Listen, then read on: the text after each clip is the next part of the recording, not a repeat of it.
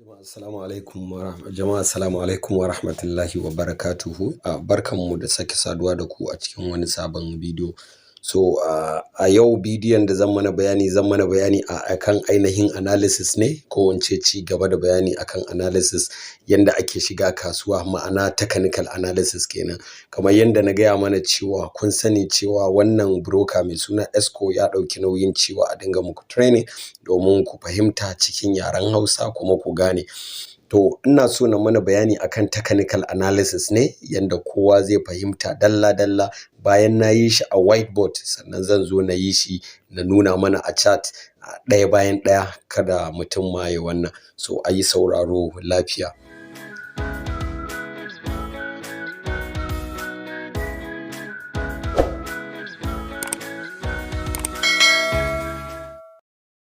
To, assalamu alaikum wa rahmatullah. Barkanmu da dawowa. So kamar yadda kuka sani shine wannan kasuwar Forex kasuwa ce wacce take tafiya da ainihin zane-zane da ake yi a kasuwa, da kuma ainihin analysis da mutum zai yi ya shiga wannan kasuwar. Kamar yadda na gaya mana a baya, na gaya mana cewa ba a shiga kasuwa ba tare da an yi analysis ba, kuma an gane ina kasuwa take tafiya. So yanzu zan fara mana bayani ne dalla-dalla yanda kasuwar take. So amma before nan zan rubuta don kowa ya san me za mu yi bayani akai. Shine analysis. Analysis. Idan aka ce analysis, ana yin bayani akan wai tsarin da ɗan misali mai trading Forex zai bi ya gane ina kasuwa za ta bi, ko ina ne direction ɗin kasuwa. So abin da nake so na nuna mana shine, ina so na gaya mana cewa, bari in buɗe mana ainihin paper guda uku kowanne. Darasi na farko za mu yi bayani akan menene technical analysis. Technical analysis a Forex. A wannan lecture kenan.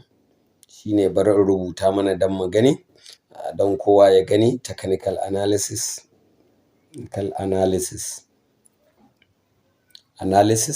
Sai takarda ta biyu, shine za mu zo mu yi ainihin example na technical analysis ɗin. An gane ai. Okay, sorry. Na biyun nan za mu yi bayani akan rabe-raben analysis ɗin da ake yi. An gane. So sai na uku zan zo na bayani. Okay, so yanzu zan fara bayani ne akan misali market ɗin gaba ɗaya.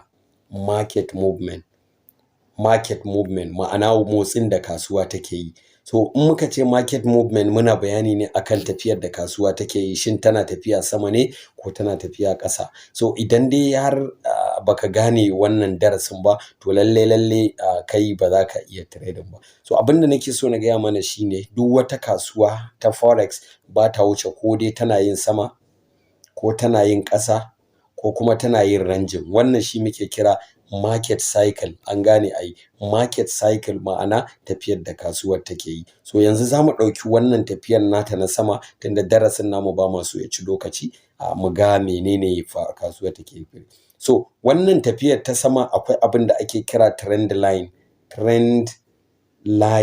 An gane. To wannan trend line ɗin shine ainihin kasuwa, misali ko dai tana tafiya a trend line ɗin take yi, ko kuma ranging. So abin da shi trend line ɗin yake nunawa, shi ma trend line ɗin ya rabu gida biyu. Akwai uptrend, akwai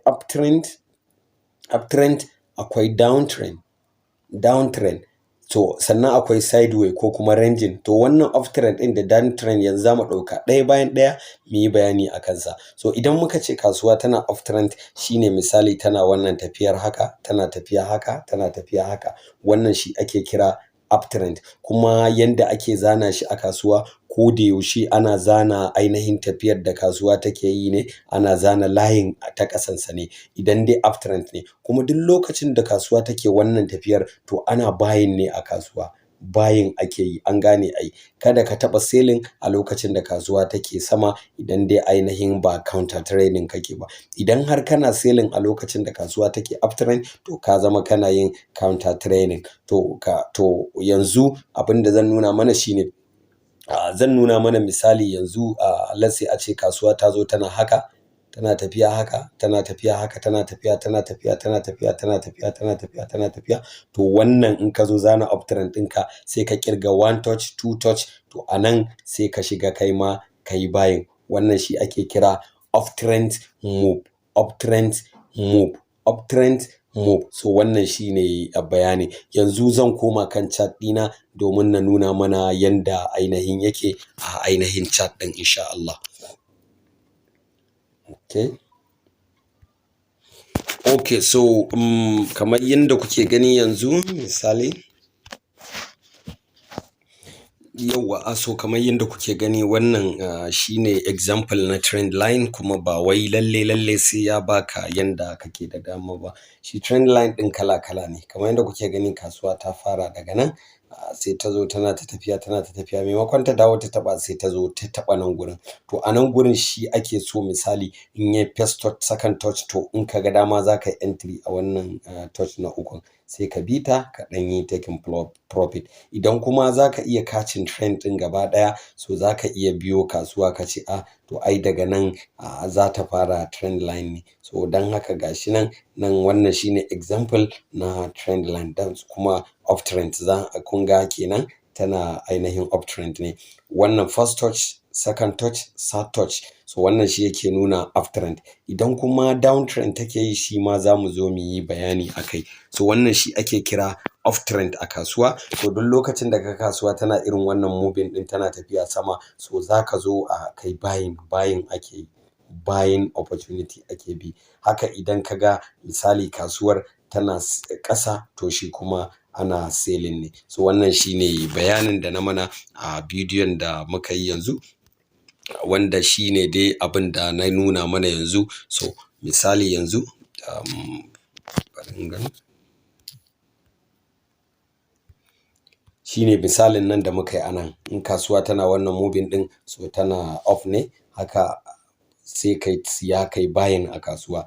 Lokacin da ta tashi haka sai ka jira, in ta dawo ta taɓa sai ka siya, sai ka bi ta, sai ta dawo sai ka bi ta. Haka ake wa wannan kasuwar, ba wai haka kawai ba. So wannan shine ƙarshen darasin. So kowa ya je insha Allahu assignment ɗin da zan bada, ka je ka buɗe chat ɗinka, ka yi design ɗin, ka nemo irin waɗannan ka zazzana inda kasuwa take off. Kamar nan gurin misali, kamar nan gurin na hango trend line, kun ga tana moving ne, gashi nan tana moving up, kun ga trend line ne wannan, shi ma gashi nan a 1 hour kun gan shi na zana. Zan iya fara shi daga nan, an gane ai. So amma wannan shine kun gani gashi nan trend line ne, shi ma wannan trend line ne. So kai ma ka je ka buɗe kai ta practicing, kai ta practicing kana buɗewa. Wannan ma da kuke gani shi ma trend line ne.